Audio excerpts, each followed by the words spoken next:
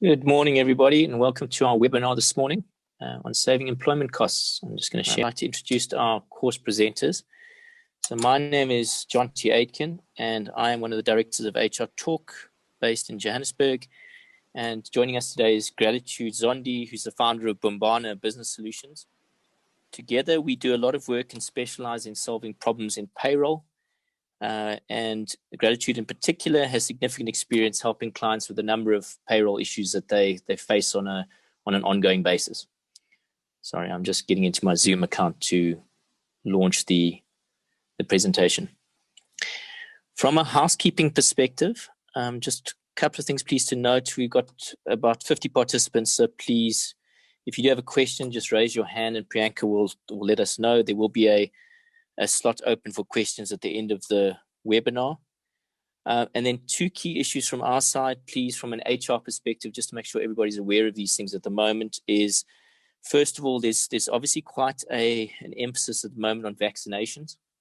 And we're getting a lot of questions around whether employers can force their staff to get vaccinated. If you do need advice on this, please let us know. But effectively, there's no legislation that says you can compel an employee to take the vaccination. But you can put in place a vaccination policy which allows you to manage that process effectively. So if you do want further information on that, please let us know. The second thing that's come up, of course, because of all the challenges in KZN last week is, what do I do if I know that one of my employees was a looter or part of the looting? So if you do need some advice on how to handle those sort of situations, please do reach out to us and we can help you in that space. On that note, HR Talk is trying to launch an initiative, a free initiative to help employees who have lost their jobs because their employers were impacted by the riots. So what it means is where the employer can no longer employ them because they've had problems with their own business. What we want to be able to do is get the employee details and connect them with people who do have jobs available. So if you'd like to take part in that initiative, either because your organizations have free spaces where you might be looking for employees, or if you know of employees who have been impacted negatively as a result of all the rioting, please do reach out to HR Talk and we can try and help. As part of that, we'll be doing pre-employment checks just to make sure that those employees are haven't been involved in things and that they've got a good track record. Excellent. So then if we can start around employment costs and saving money. So thanks for joining us today. So I think that the reason that we wanted to talk to this topic is that there's no doubt that things are very tough for businesses at the moment, and particularly in South Africa. So we've got continued increases in labor costs and upward pressure on labor costs. We have challenges with getting the right skilled employees for the role.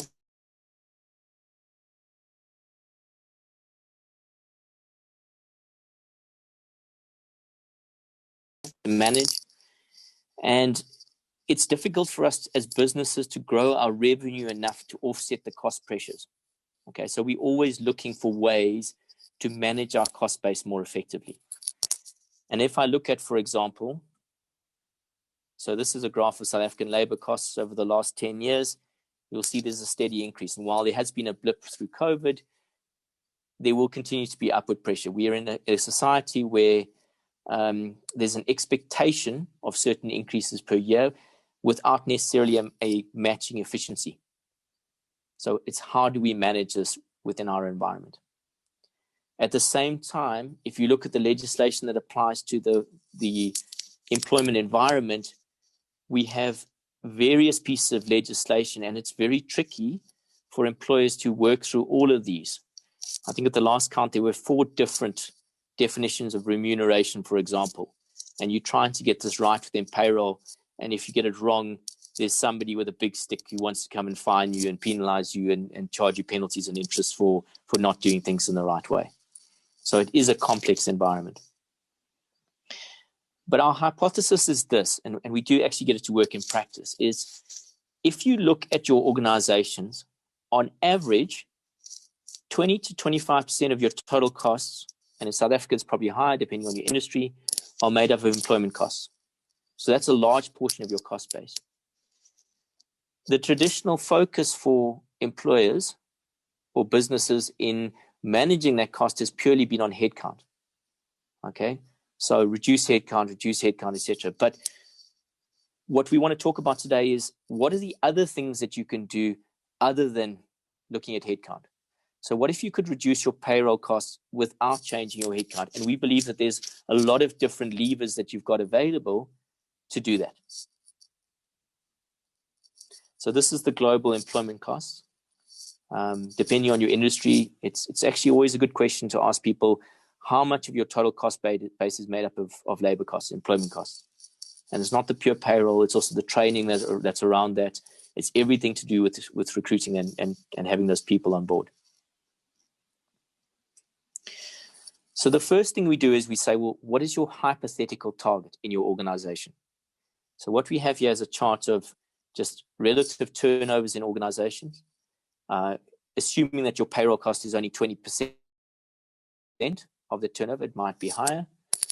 If we achieve 1% saving per annum, what would it look like? If it's 5% saving per annum, what would it look like?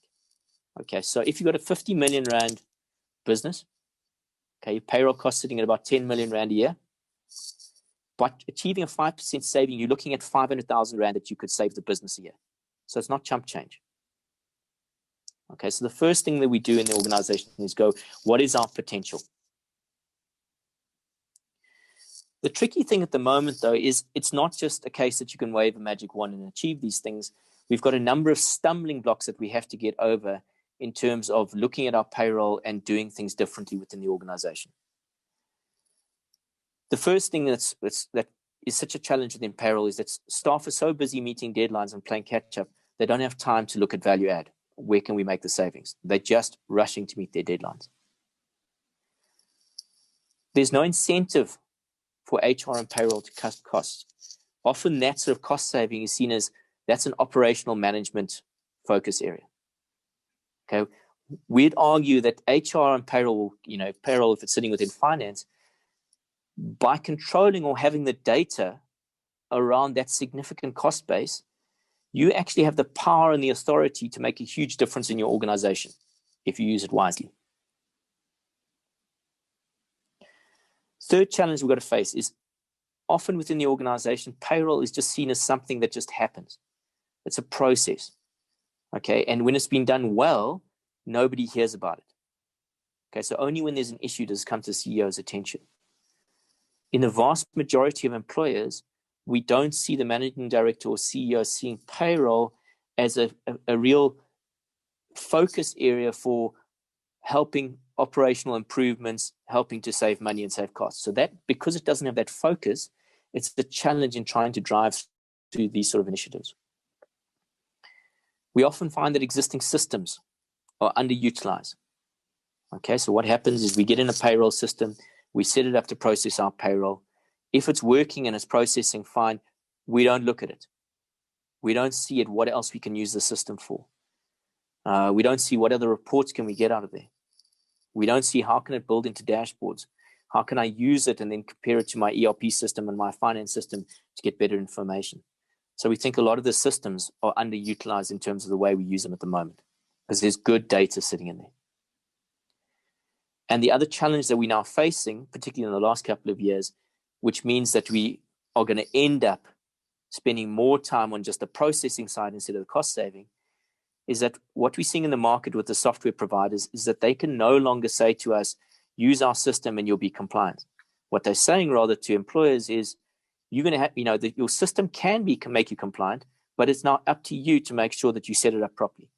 So you've got to go and get the proper tax advice. You've got to go and make sure that you've set things up in the right way. We're not standing behind that anymore. And what that means is that unless we're careful, employers are now going to look at their payroll again, and they're going to spend all their time worrying about compliance instead of trying to say, okay, compliance is one aspect, but actually there's a huge potential here for us to use the data in the system to save money for the business and to drive through operational improvements. Okay, so all these things make our life a little bit harder. Nevertheless, there's some great things that you can do. This is an extract from the Deloitte's Global Payroll Benchmarking Survey. And what it does is it looks at global payroll. So what we're talking about today is, and the challenges we face is not a unique thing to South Africa. If you look at global payroll activities, the vast majority of activities are around running the payroll, recons, data entry, answering inquiries from staff, so any queries they have.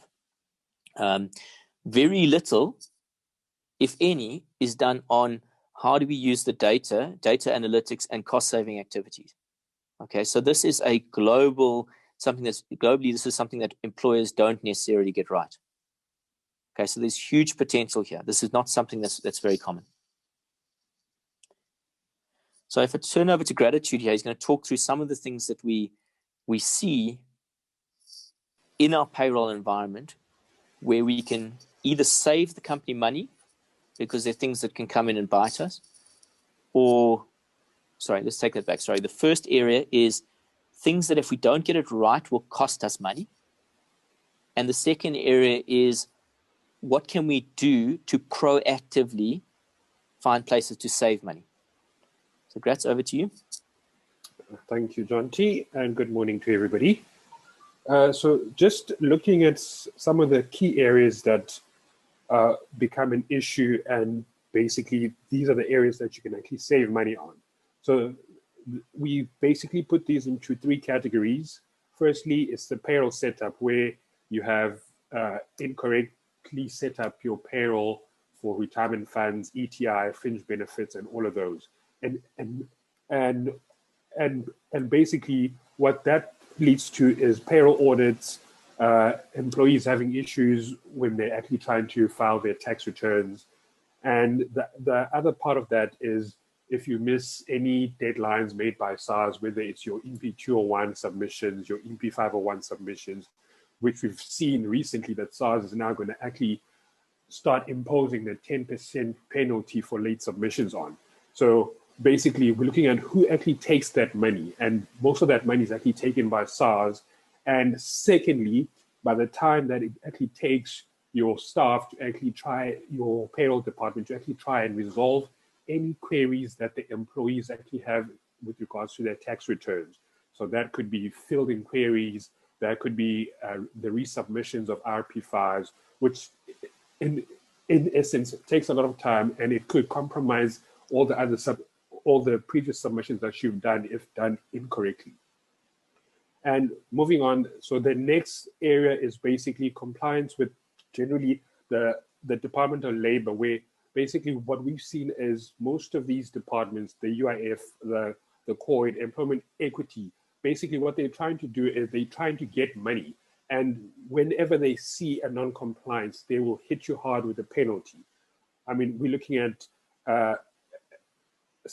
sometimes employees trying to claim for UIF benefits where the UIF department can't see them on the system. It becomes a huge back and forth correspondence where employees are trying to get their money from the Department of Labor, but your payroll department doesn't know exactly what is happening. That is time in itself.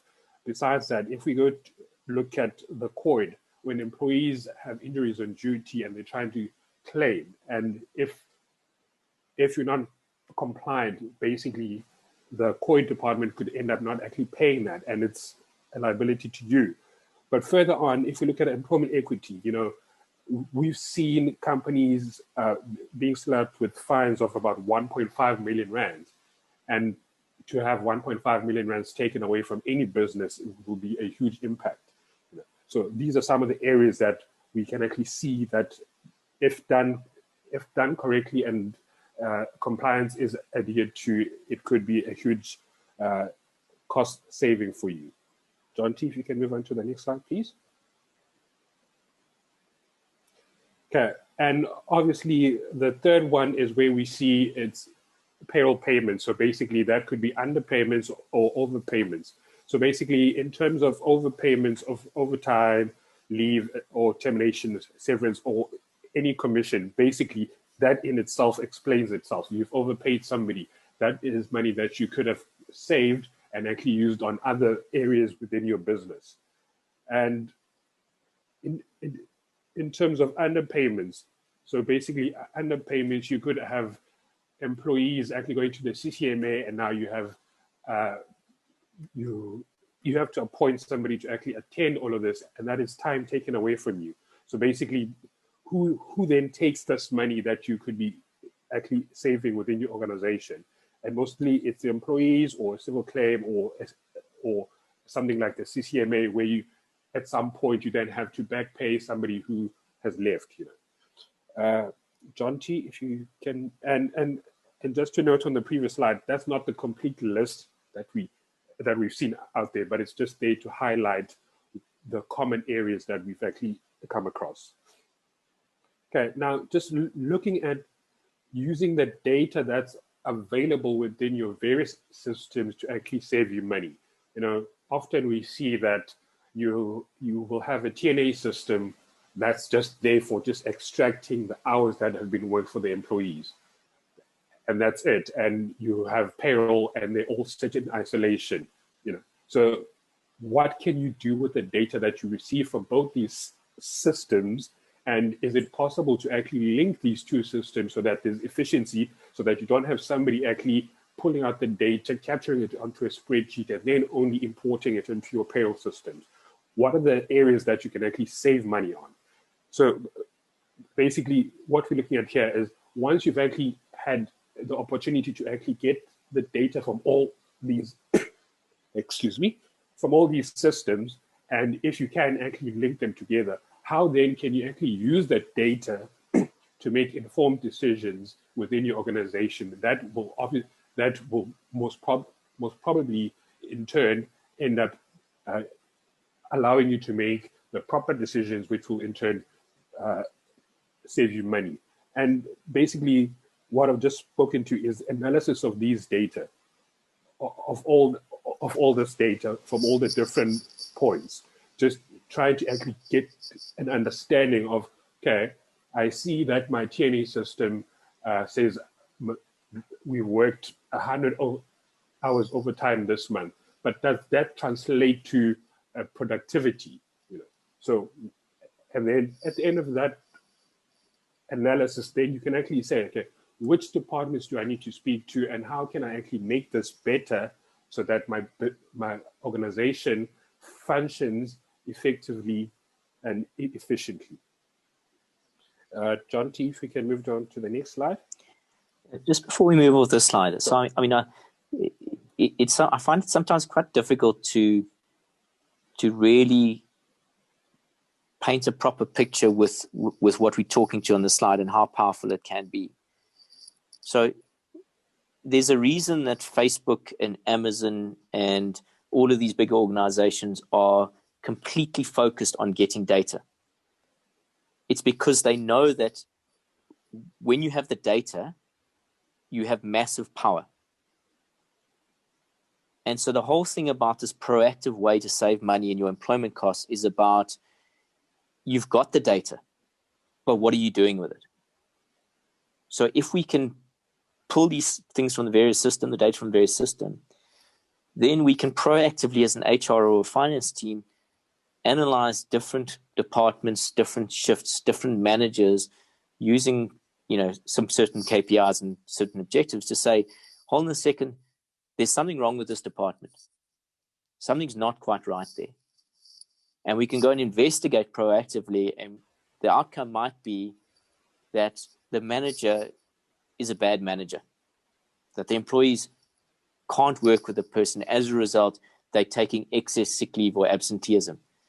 And it might be because that manager hasn't been trained properly, or it might be something else, and you can look into it proactively. Or it might be that you find out that actually you've got a couple of bad eggs sitting in there who are just making things difficult for everybody, and you can start a performance process with them. And over time, instead of having to pay that person off to leave, you can actually get them out at with relatively cost effectively and improve the overall performance of your business. In a manufacturing company, you can say, well, how come this shift is so much more productive than another shift doing exactly the same work? They're on the same machine, but this one's 20% more productive. Okay, why is that? and you can go in there and investigate. And all of this is sitting, not necessarily on the shop floor and relying on anecdotal evidence. It's sitting in the data that we already have. And it's really this whole process is about, for each business, what data do we have and how can we use that to save money in our business?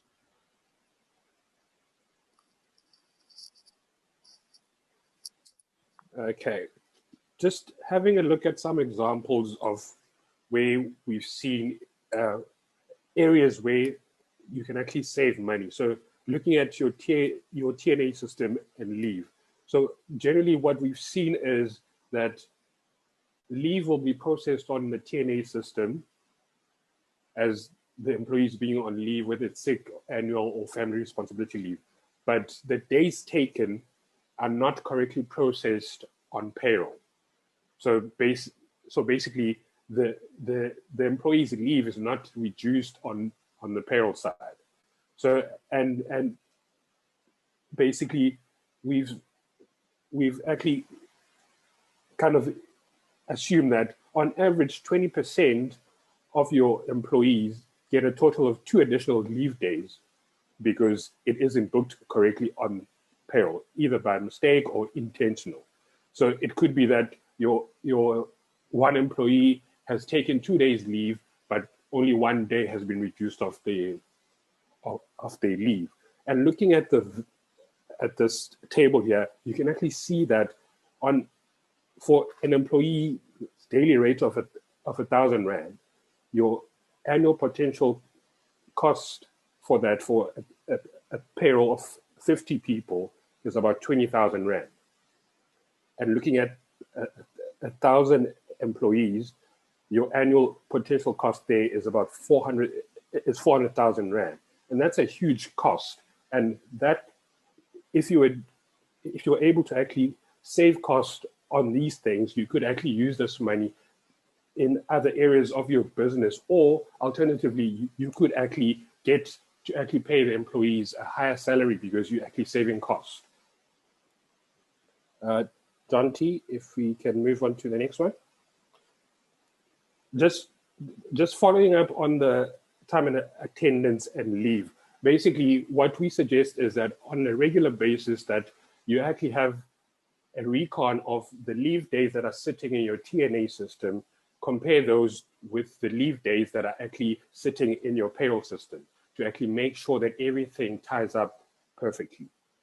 And just another example in terms of overtime. So often employment contract will state that employees will only get paid overtime after working their full normal hours per week or per month, or sometimes average over 13 weeks or 3 months. However, often employees get paid overtime even though they have not worked their full average normal hours. So basically how this works is if a weekly employee is meant to work 40 hours per week before they get overtime, but how most TNA systems are set up is that if an employee works 8 hours today, normal time, and they work an additional 2 days today, that 2 days automatically goes to overtime. When in fact, if their contract states that they should actually only get paid overtime after working their full quota, that 2 hours overtime should only come into effect after they've worked their 40 days and not automatically because it's after normal hours, it should go to overtime. And just with this example, assuming that an employee is contracted to work 173 hours per month with an hourly rate of 100 Rand and was paid 140 normal hours and 35 hours overtime at time and a half, even though their contract states that they will only be paid overtime after working 173 normal hours. Here, we can actually have a look at the actual hours that were paid. The normal hours are sitting at 140, even though they actually have overtime, which is paid at time and a half, even though they haven't actually worked their full 173. And onto your right, we're looking at what actually should have been paid. And we can actually see that for just this one employee, there's a huge difference of 1,650 Rands in the total payment that was made to the employee. So now, just looking at this 1,650 rands per employee, John T, if you can move on to the next slide, which feeds into that. So just looking at your potential monthly cost and potential annual cost. If that 1,650 rand applies to about 10 of your employees, you're looking at a potential cost of 16,500 rand and an annual cost of 198,000 rand. And as the number of employees increases, basically, so does your cost. And what will generally happen is that over time, you just compounding these costs on a monthly basis. And what you're actually not seeing, as John T mentioned earlier on, you could have two shifts. One shift works overtime and they're not that productive, but whereas the other shift doesn't work overtime and actually productive. So these are some of the areas that we have actually seen that you can actually potentially save money. John T, if you can move on to the next slide. Okay, John T, I'm going to hand over back to you now. Okay. So look, Gretchen's given you some examples, but the reality is each organization is slightly different. There's no doubt that when you're dealing with an hourly paid wage workforce, there's huge potential for errors to creep in naturally into the organization. Okay. And often that comes in the time and attendance numbers. And there's what we often see within organizations is that the organization looks and says, I'm going to get great time and attendance, hardware and software, but I think that once they've got that everything is fine and that'll sort everything out.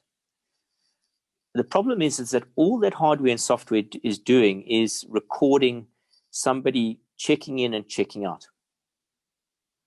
The real value in those systems is actually not about the hardware and software. It's about a couple of other things. It's about, first of all, the rules. Okay, so when you have the software and it checks in your particular employees, what happens? So let's say that they're supposed to arrive at 8 o'clock. If they arrive at 10 past 8, what does the rule say around a slightly late check-in? Is that short time or is that just allowed because it's within the leniency? Okay, and if you gave the guys 15 minutes of leniency, okay, funnily enough, over time, tends to be human nature, you'll find that 80% of your people will now start to clock in around about 10 past 8, just after 10 past 8, because they know that they're not going to get docked for it. They know that if they're a few minutes late, it's fine. Okay, but ultimately, by the time they then get to their workstation, you've lost half an hour. Okay, so the rules around how you put in the shifts, what is short time, what is not, often get overlooked in the rush to get in the time and attendance system, but they have a massive impact on how you record those hours and how you pay people. The second thing that happens is, and we often see this in organizations, is if there's an anomaly on the time and attendance data, so somebody didn't clock out, so now they're showing 48 hours, for example, in one shift, in one day, or there's a claim that the clocking system went down and nobody could check in or out. Often it's left to payroll to try and resolve the issue, and they're under pressure to get the payroll done. And so they take whatever explanation management give them or shop floor management give them, and they accept it because they've got no other mechanism to do anything about it.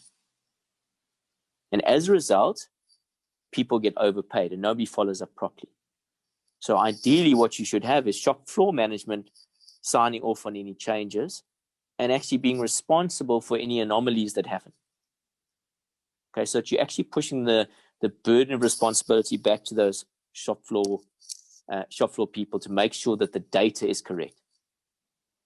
The next element is then using that data, as we talked about earlier, to go, okay, what is it actually telling us about what's happening in this organization in terms of the different shifts, in terms of managers, in terms of teams?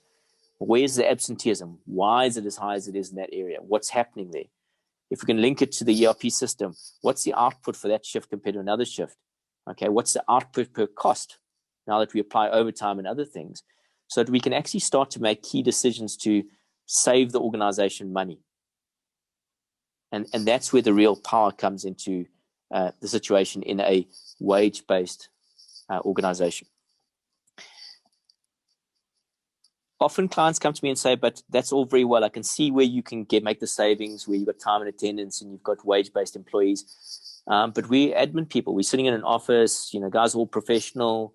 Where can we benefit from analyzing our data better? Because actually we've got set salaries, it's a big process to get anybody out, and we do that properly, and we kind of know what people are up to. And the answer is that while you don't have time and attendance, while you don't have wages paid per hour, and you don't have that direct thing, and you may not even have any variable pay, the reality is that every time somebody doesn't put in a leave record, because they're on a higher package, the actual cost to you is much higher. And fundamentally, when we're trying to analyze this data, it's not always about identifying the immediate cost saving. It's about identifying the type of employee behavior that might be pointing to some other problem in that department.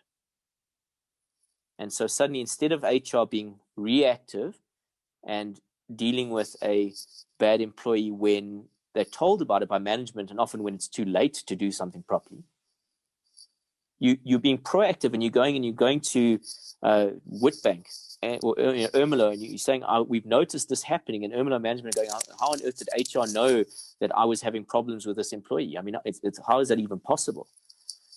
And it was just by analyzing the data, you could see that something was not quite right.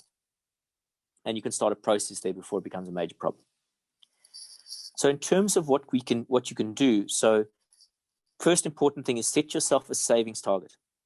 Okay, how big is the potential saving we can make here? Because if it's only 5,000 Rand, it might not be worth your time. Okay, but if it's material, then actually it might be worth investing behind that. Okay, and putting in place a dashboard or spending some time on a consultant to achieve that saving. Second thing is do a review. Okay, what are the easy targets that you can achieve, and what are the less easy targets, or what are the ones that require you to actually invest some time and money behind it? So what can I reasonably achieve and at what cost? Because if it costs me more than I'm likely to get out of it, then there's no point. But if it's something I can spend 5,000 Rand on and actually it's got huge potential, then it's a real win. After you've had your review and you've identified what you can focus on in your business, design a plan. So what steps are we going to take as an organization? Who's going to do it? How are we going to measure progress and success? Okay, because some of these things, it's not about something where I'm saying I'm actually paying somebody 5,000 Rand less. It's actually more about the metrics in terms of the overall efficiencies. So if we look at, for example, staff turnover, every time we recruit, it's a painful process. It takes a lot of HR time. It takes a lot of management time. Okay. You can put a hypothetical number on how much that time costs you. And if you can reduce your staff turnover from 2% to 1%, there's a real saving for the organization in terms of training, management time, and all the rest. But you're not necessarily going to directly see it. So you need to have a way of showing and measuring that progress and success. You then monitor your performance and you do feedback. Are we doing things still in the right way? Should we tweak things? And most importantly, and this my HR colleagues are really bad at, is communicate your successes. Okay? Don't do it too early, but once you've achieved it, let your CEO and your exco and your board know what you've done. Okay, and how you've achieved it. Because suddenly HR becomes critically important to the organization because of what you've achieved and what you can do because you control that data. Okay, so very important, please. We talked earlier about the systems not being utilized in the best way. So remember, the data all sits in those systems. So the system can help through better reporting, okay, through setting up KPIs, setting up dashboards, setting up notifications within your system to notify you when certain things happen. And if you can link your systems so that you can get better data, then so much the better. And what do we mean by linking systems? So, for example, if I know that my payroll system tells me what the cost of a particular group of employees is, and if I can link that to my time and attendance data, I can see what was the cost for that shift. But it's more powerful if I can get from my ERP system to say what was the output for that shift. Because then I can say what was my actual cost per output for that shift as opposed to another shift. Because ultimately, that's what we want. Or what was the quality of the output? Where are my quality concerns sitting? So that data would be sitting in your ERP system. So the more you can link the data, the better. The nice thing about modern tools is they help you to link systems much more easily and much more cost effectively.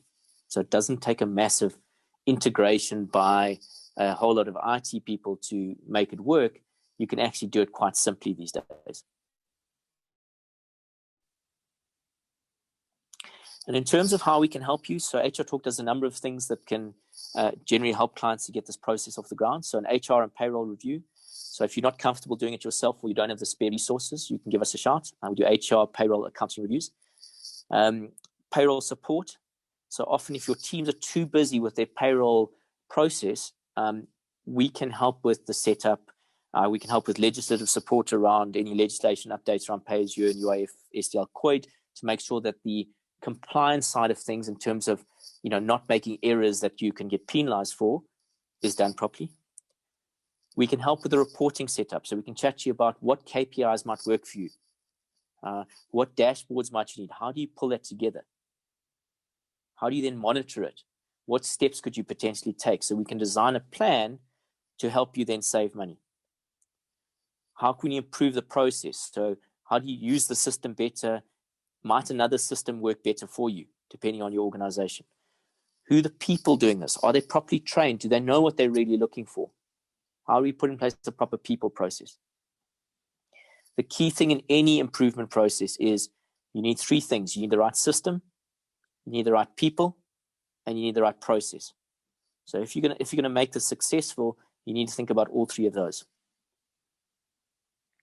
And then we can also help with any data analytics tools and dashboards that come through it, so that are combining multiple systems. The presentation will be available later. I think the only thing I had in the appendices here, just for general discussion, is the Deloitte Global Payroll Benchmarking Survey. It's quite a good report, just in terms of looking at what people, what other organizations globally have in terms of their payroll, who it reports to, what sort of activities they do, just to give you an idea and sort of benchmark yourself against what other people are doing. We can circulate that link if you prefer. So I think from our side, that was what we wanted to cover. So I don't know if there are any questions for Gratitude or myself. Priyanka, are there any questions? Sorry, John T, there's no questions. Okay, give it a couple of minutes. Otherwise,